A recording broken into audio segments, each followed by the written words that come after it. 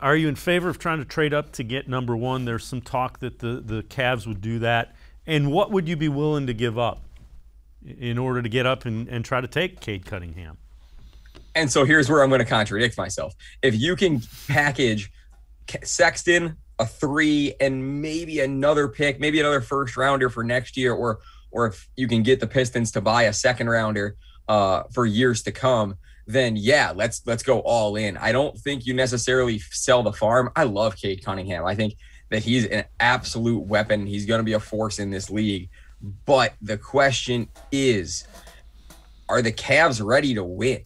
Because you're kind of mortgaging the future by trading, your best player currently, the number 3 pick, and there's going to be future picks in the basket there that are done in the deal to go get Cunningham and the number 1 pick. Do you like? It's up to the Cavs. I think the answer is no. If the answer is yes, it's got to be a package of Sexton, the number 1, and some futures as well.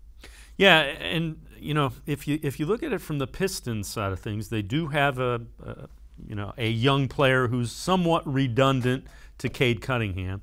So if you give them the 3 and Sexton, and maybe you try to do a protected number 1 the following year, the thought from the Cavs side of things might be, we've got Garland, we've got Cade Cunningham, we have Jarrett Allen. That might be a core you can work with and kind of develop. Yeah. And the Pistons win because they're going to get a really good player at 3. Sexton fits to what they need. They need some scoring.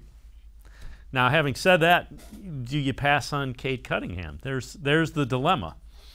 That's the million-dollar question.